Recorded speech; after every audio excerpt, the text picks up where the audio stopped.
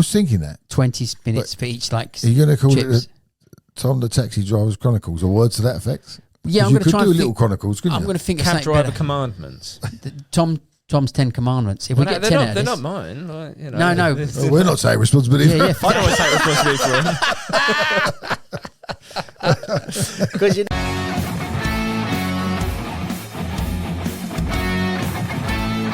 doing today. What are we doing today? Why are we here? Well, wanted to have one about maybe cab etiquette, how to be the best cab driver. Isn't that more not cab etiquette, but so much like cab Customer service Yeah. kind of stuff. yeah. I don't know. I wrote like a big list of different stuff. You know, when you speak with different drivers and they go, oh, well, I'll do this with my passengers and going that extra mile, you know, the golden standard that we are. What Mr. do we Dave do? Frampton, the gold standard of Yeah. driving cabs. Yeah. You are my gold standard by far. Well, I'm the only one you know. No, I know loads. I said to you before you came in, I said to Dave that if I was a cab driver just starting and if I listened to Dave and he says his stuff, Dave would be my guru for listening how to get the most out of this job, earn the most money, be the happiest. I mean, we're very much similar in terms of our breaking the rules, trying to never get speeding tickets and whatever. We don't bust around, and then nobody should really in this cab. No, anything like that, any PCA, it's dead money. It's dead money, isn't it? And it's not only say it's 100 quid. It's not just the 100 quid. It's it costs you more to get that 100 quid. Yes, and you realise as well when it is that 100 quid that everything you just earned just went out the window. Yeah. In the moment, it's like, bloody hell, like, or even when you're having a slow day and you're thinking about it, going, God, this is so slow. But it just all gets absorbed into a week, into a month, into a year anyway. And you can't individually pick all that out. So just... Driver etiquette, rules, or whatever you want to call it. But It's kind of rules for like yourself. an extension of when I got my badge a few years ago, the examiner having I was about to say intro talk, but I guess it's an outro talk. Yes, To say... what they call it though, it's called... It's like badge day, isn't it? Yeah. So on badge day, just to say like the do's and don'ts, probably would recommend doing this, recommend joining a union, XYZ, just how to make the job as good as possible. Yep. So shall I start? Yeah, go on. Yeah. An obvious one is obviously like charging accessories, right? You know, when people want to charge phones in it. I mean, I had this, well, it seems to happen quite a bit around Christmas and things like that, but... Well, do you carry extra leads? Well, I've got a mate who even carries like an actual charging bank, because obviously you've got the Yes. TXEs have the charging point in the back, but he'll actually go, well, actually, this is a much faster charge. You're not having to plug into there, but... Well, I was in a cab last night, so my story is very fresh. And my phone was on red. And if my wife doesn't know where I am, I'm in trouble. And I said to the driver, have you got a charge? And he had a super long lead in the TX, stuck it through the petition. And I'm sitting there with the phone on a super long lead, charging it. I thought, oh, that's great. That's what I got. I got a super long lead from Halford, Scotland, but he's armoured. And I don't carry extra leads, and there's a reason why I don't. I used to as a chauffeur, but I don't now, because if I'm busy and they're dropping them in a really busy spot and you pick someone else up, you can forget that they've got it and they go with your lead. Yeah, but the lead, his lead was plugged into the front. My one's plugged in the front. It's poked through the money hole, the hatch, and But it goes. They can't take it then, can they? No, that one. But if you used to have extra leads and give them to them. Oh, I get you. Because And the they've plugged them TXE in. has got USB sockets in the back, like right by them, so they haven't got to run it all the way through. True. So Well, he also said to me, he had a choice. He had a choice of leads because it would have been the USB-C. He gave me a USB-C lead first, and it was then the iPhone lead he had. And then I had a power bank with me, but I took the wrong lead for the power bank, so I was knackered. I then sold that story, and I'm going to get on the train now and go home because he's dropping me at the train station. And he said, I might have one in the boot. So we're getting out, and he's looking in his boot. He's got an old bag, and he's found two other leads, two iPhone leads.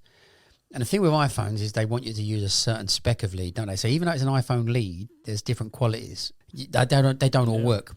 So the first one was one of them, and the other one was such a ropey old lead. It had obviously died years ago, but he's there looking to try and get me a lead, which was great.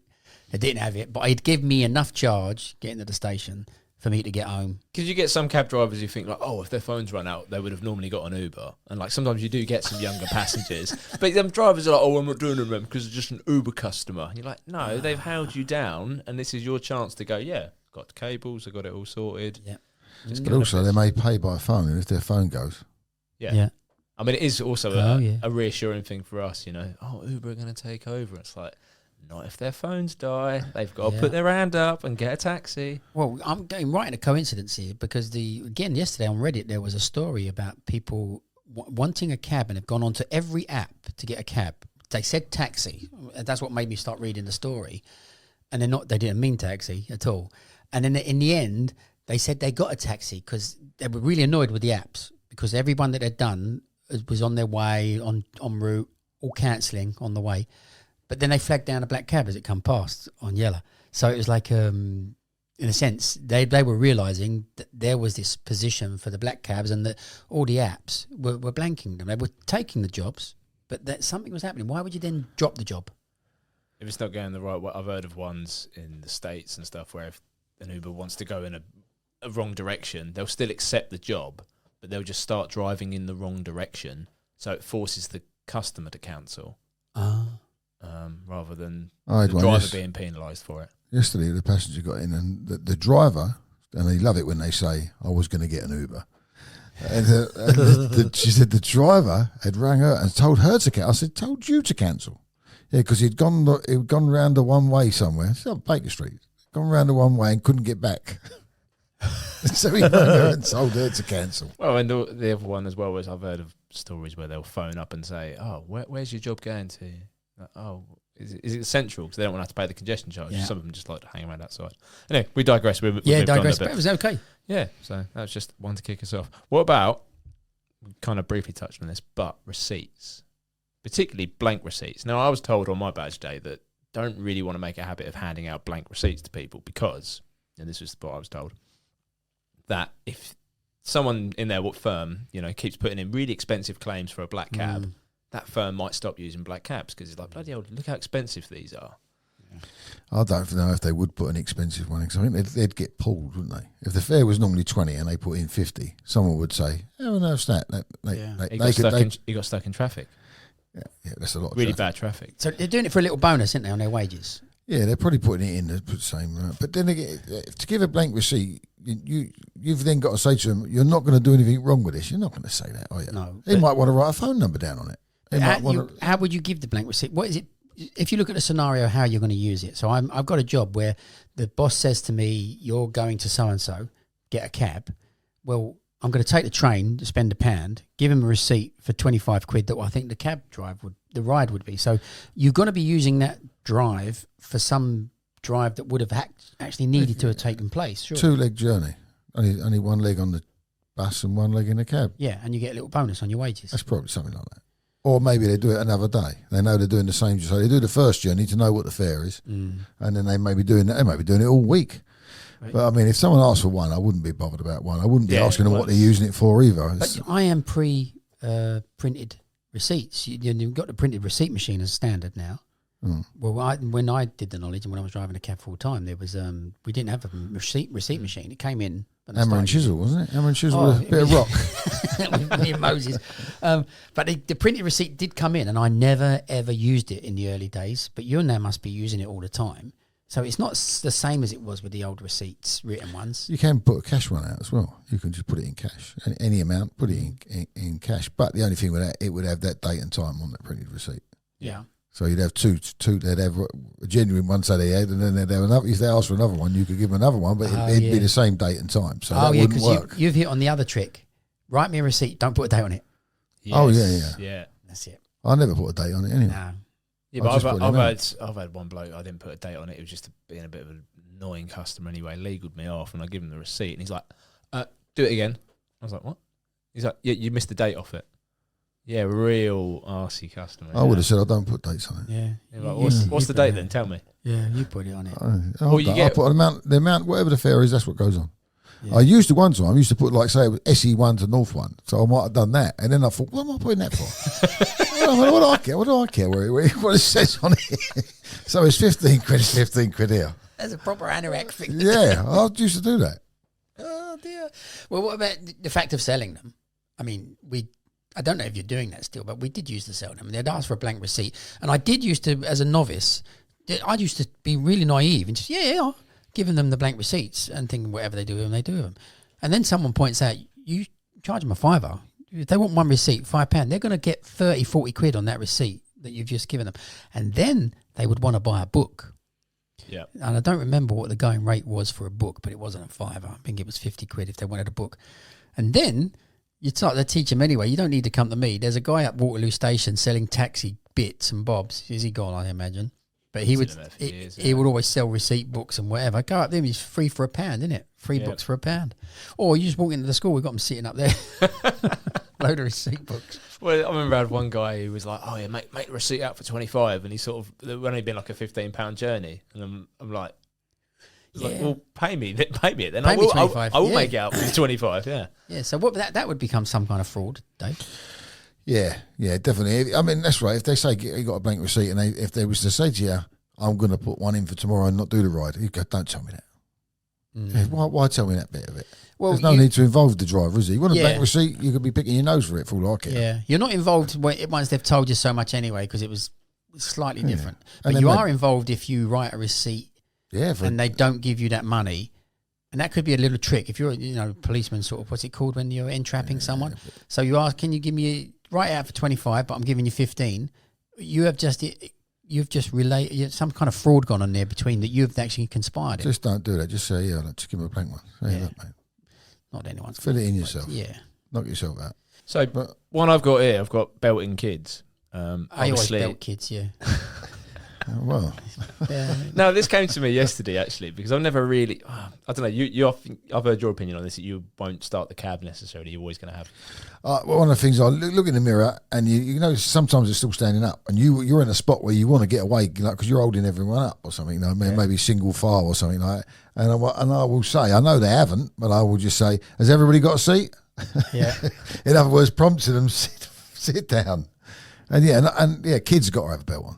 Are they? I But honestly, for me, I'm yeah, sorry. I mean, you get in the back of the cab. For me, I just generally Yeah, just say just no. chuck a belt on. I don't mind. I mean, little one, you got buggies and that; they're all loose and that. But yeah, what's the point of having a kid climbing around? If you have to stop hard, that's going to be like Garfield on that. Well, this partition. came to me yesterday, and I'm thinking, right, you can drive with a lot of distractions because there's a lot of stuff going on in London. We're expert drivers who do it all the time. But yesterday, there was one kid who was, jumping around, and the dad, just not doing anything, just being really bad parenting. And I'm thinking, actually, is actually taking up some mental capacity, thinking about how I'm driving to how that kid then is in the back. If he's standing around, I'm then thinking, is the kid still standing? Has he fallen over? Whatever. Yeah. So because I'm then having to think about that, I'm then kind of almost second guessing my driving. And actually, it comes back round to the fact that it's actually for my safety that the kids should be belted up, because I'm then thinking about that. I'm more likely to get in an accident because I'm not concentrating on my route calculations or whatever as much, because you're spending a lot of mental capacity on that. Yeah. And if you crashed and he come flying through the window and it hit you on the back of the head, you'd be hurting.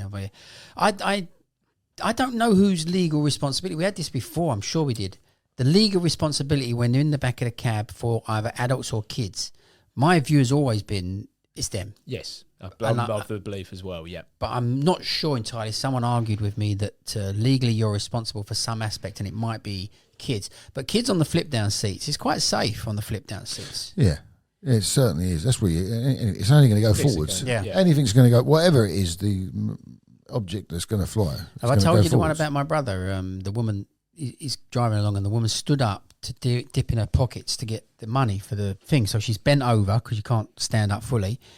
And he has had to brake, and she's nutted the petition, and she's okay and everything, but she really nutted it. And when he come home from work, we both meet up, and he said, Dean, you've got to come and see it. I went down and looked, and he put a torch on it. It's a perfect impression of her face and the lips and everything else and the squashed nose on the thing, all in sweat.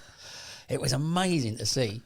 So yeah, that's the danger as well. If you ain't getting up, standing up when your cab hasn't stopped, it's a little bit. Yeah, and then you suddenly have to tap. You only got to tap the brakes a little bit. No, they go over, don't they? They go over because you can't stand up or balance. So yeah, belting kids. You think you should tell them to belt up? Yeah, I only came to my realisation yesterday, because before, like, probably similar stance to you, it's like, well, it's their responsibility. Yeah. If they don't do it, whatever. But as I'm driving around, and it's a bit stressful, that it does come back to me that I'm having to sort of deal with that. And I'm more likely to be in an accident because of the kid who's jumping around, climbing around, and me kind of half thinking about that. Yeah. So I'm going to take that one, because basically this podcast is about advice, and the advice I think I completely agree. They get in, they've got kids. Turn around and say to them, listen, you can do what you like, but please put seatbelts on the kids. and they'll be safe, and they'll also be tied down and not able to sort of muck about too much. Yeah. So yes, if you get kids getting, ask For the my parents own to belt them safety, up. yeah. Yeah. Okay, good. I like that bit of advice. This is I'm gonna almost like take that a on. room 101, isn't it? Of, Has that been allowed in then? That one in, yeah. Oh dear. Yeah, that one's in. What was the first one then? Because we didn't decide on a format for the first thing. So we talked about receipts. Should we give blank receipts or not? The conclusion is Me, yes, I would give. I wouldn't give a book though. I Wouldn't wouldn't. give a No, well, I won't go around giving books out for. No. But if someone asks, you got one? Yeah, I wouldn't. you'll give them. Yeah. I wouldn't ask them why. Well, or yeah, what they would went you for. say you were going to give them? I think still? it's context, isn't it? If someone's like proper, like, oh, okay, so like, hasn't done you anything. yeah. But then if the driver, if they're like a friendly person, go, oh, you wouldn't be able to chance me with a blank receipt, would you? Good. Are you man. saying if it was posh, Tom? It was very. I mean, that was me biased. saying that they've Classist. kind of. Yeah, very classist. Yeah. Posh people are better than the poor people. So if they see, Well, it's more likely to get a tip off them. You know, when someone obviously, you know, how they pay and their attitudes and Yeah, that, you know, true. yeah, if they want something from you versus kind of like, look, can you help me out here? yeah, Like, yeah, they ask you correctly in the right yeah, way. exactly, yeah. I had someone on Twitter asking me something the other day, not on Twitter, on my WhatsApp. And about 4 times after every message, he said, thanks, pal. Yeah, pal. Have you got this, pal? And at the end of it, I had to say to him, listen, if you want to message me, do not call me pal. It's not, it just doesn't read right. It sounds a little bit funny, you know? You just sound like an idiot. Another thing is when you say it's in context and all that as well, and a situation as well. If you've got someone who's had a drink at the end of the night and they ask for one, yeah, they could turn aggressive if you're not going to get into a row over a blank one. Yeah, whatever. yeah. Just it's not. As I say, I'm not a police officer. I'm not here to All right, so this Right, segues into like another point then. How do we deal with drunks? Like, I mean, Yeah. give them a blank receipt. Give him black. Well, I can remember really clearly getting a cab from New Oxford Street, right? And I could barely walk. And I knew how to stop cabs because the thing was I want to go east. So if you want to go east, don't stand in Oxford Street because you're going anywhere, but stand in New Oxford Street and you're probably going east on the right side of the road because you're definitely going to be going Islington or that direction. Whereas if you're before Oxford Street, you could be going Hampstead or anywhere, south East London. And the cab driver stopped and I leant on the window and I said, honestly, I know I'm really in a bad way and I'm really drunk, but I am a cab driver and I will not be any trouble whatsoever, but I just need to get to Mile End. And he was as good as gold. So I'd put every ounce of last effort I had into asking for that cab in as respectable way as I could hold myself up. And it was great. But when you get the drunks who are kind of come into the window and think it's like... and they're like leaning on the window, like proper falling in the window. yeah, I was doing that, Tom. Yeah. I was doing that as well. Just 2 feet hanging out. Yeah. It was in the luggage. Yeah. Well, the people leaning in the window, you get a bit suspicious that they're bag grabbers, aren't they? They get right Yeah. in, they come in, hello, mate, can you take me to, what are you looking around for? Where you want to go? So you're about to get mugged then. So again, with drink, it's the individual, isn't it? Mm. Because some people are happy when they've had a Yeah. good drink, and some people, a few are not so happy. So you make your mind up, and you deal with each one accordingly, didn't you? Yeah. Well, what's your drunk stories? You got any? Well, I'll tell you, handling drunks, and it was Christmas time, and it was private eye years ago, and I picked up, it's a multi-drop, so it's about only 4 drops. I can't remember the exact drops, but we'll go with, we'll say one in Mayfair, we'll go with one Marylebone Station, and one at Westbourne Grove. The one going to Westbourne Grove is a female who's rotten, absolutely rotten. They're work colleagues. This is a true story. I can't remember the exact drops, but it was Westbourne Grove. So and the woman was insisting that I knew where she lived. I'd never seen a woman before in my life. I had no idea where she lived. And she was going, you know where I live. I'm going. And so even the colleagues are starting to go, do you? I go, no, I've just met you. I have no idea. But she's going, like, Westbourne Grove. I said, all right. And I then dawned on me, I went, there's no way. She's the last drop. There's no way. So I said to the work colleague, you're coming with me. He said, no, but I want to get your train. I said, I don't care. Where are you going? I said, otherwise she'll be coming with you on Marylebone Station. Yeah. So, or you come with me and I'll run you back. I'll tell you what, I'll run you back for free. You only pay to there, but you're not leaving me with a lone female like this. Good job he did come. When we got to Westbourne Grove, it wasn't Westbourne Grove. Cut a long story short, he went into her handbag. He knew her flatmate's name. He opened the phone, dialed it, and it was like Lights to Square, Princess Square, one of those off. Not number 2A. How on earth was I going to find that? You with this knew woman where she lived. who couldn't even talk. But anyway, then I run him back to the station. So again, dealing with people. Well, I've already picked up a good nugget there. Then I mean, that's a great one. Is that take someone else and just say, I'll run you back to the station for free afterwards. Just take that bit of headache off of it. Yeah, because the other one is that they chuck them in. I've had the Canary Wharf where you got 4 people standing. You think the 4 people getting in the cab. No, 3 of them are guardians. Yep. And they're slinging in the dead weight. Open the door, push them in. Take her to, and it's nearly usually a female, sadly. Take her to wherever. And it's like, actually, it is a female. You've just tucked her in a black cab because you think it's safe, which is great. It's respectable of us. But really and truly, come on, you're putting it. Yeah, 20, 30 minutes later, this person's now a bag on the floor. Yeah. Yeah, they will get worse as the journey goes on. So it's almost, my sort of rule is like, imagine that they're going to be 2 times. I mean, I got pretty much stitched up with this week, actually. I don't really, obviously, pick up a lot of drunks, don't really work that late. And because of a few Christmas parties and stuff going on, got caught out with it. And but luckily, I mean, I'd already had money up front, but then it's just the other part of obviously getting them out at the other end, really. Yeah. But when they get in, you just say, look, okay, house number, is there anyone at home? And then it obviously helps Have you got any money? Yeah. Well, I would have been paid up front, so that was right. Yeah. But then if they're sick, then how are you going to get money out of them? Even that. Yeah. Luckily, I haven't had a puke I have forever. taken an old guy to the cash point. He wasn't trying to knock me. He just couldn't function. So I had to go into, some of these cash points, certainly out in the countryside, they've got electronic doors that you have to use to even get in. The card will work to let you into a part of the bank that is a small area where cash points are, cash machines. And we had to go in there. And then I had to get the pin out of him because he couldn't tap even the pins. So he's told me the pin. I think I remember taking out 60 quid, which was about the fare. And that was it. So you're working with them to make sure he goes home. He ain't got a clue. He'll wake up the next day and not have any idea what he's paid or how he got home. It must be a mystery to them. Like there's a teleportation thing up there. I picked him up at Shoreditch at Browns, and now he's gone home to Cobham. And he's about 70 years old. He was a banker of some sort, and he was completely and utterly wasted. Did I ever tell you the story when Houston, Texas? You was in Houston, Texas, or you wanted Houston, Texas? A drunk guy. Yeah. It was the Brit Awards when Seagrave Road down. He'd come out to you at Seagrave Road, and I see him walking, coming towards me. I'm going, oh my God, He looks bad. and he was going, Houston, Houston. I was at Houston, Texas, sir, or Houston Station. In the back he goes, and I can't remember the exact route, but I was thinking, so I get out the Gloucester place and I'll chuck a run along the Marylebone Road, Houston Road, and as we're going up, and one of the rights I'm doing, I noticed the light's gone on, the door's open. Good job it wasn't a black cab I was in then, it was a private eye, because I reached and grabbed him because he'd opened the door to be sick. Oh. And I'm turning right, and I'm hanging on to him, going round to the right. I had to get out and go round to talk to him and say, look, there's no problem to stop. I'll stop as long as you like. You'd have fell out the door. You'll be sick. Anyway, the windows down and everything, and we're off and we're away again. But anyway, we come out of Gloucester Place, right onto that. And an old code I've got with friends is, or anyone, if you ring me and I'm POB, I won't answer. If you ring me twice, I know that you want me to quickly answer because you're looking for something or whatever. Anyway, a friend of mine, who's still a friend now, Gary, he rings me and he says, do you know you have a man hanging out the back of your vehicle?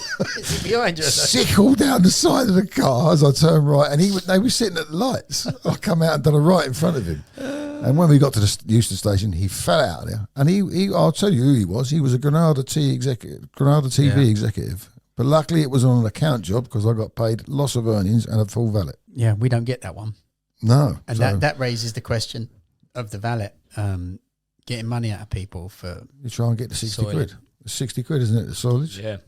So you try and get the 60 You quid. try, though, but it's like, oh, God. Yeah. What a But the only thing I will say, on one other drunk story that happened to me, the better now being a black cab driver is that partition, and I'll tell you why. What happened to me one night, driving a car, and it was an old Rover, a 75, I believe, and the guy sitting in the middle behind me hit the windscreen with a full vomit while I was driving. Oh. That car was never the same again. No, it never goes, does it? No. The vomit smell never goes. 2 or 3 years later, I think I can't smell it anymore. Someone will get in the cab instantly and say, has someone been sick in your cab? You think, oh, well, The whole dash, everything was covered. Everything, right up. My shirt, my sleeve, everything was completely. So, appreciate that be a black cab driver. Don't be a private eye driver. Yeah. Well, I used to jet wash the back as well if they were sick. You just literally go in the old fairway, you just go in the garage, get the jet wash out and just smash it because it's just...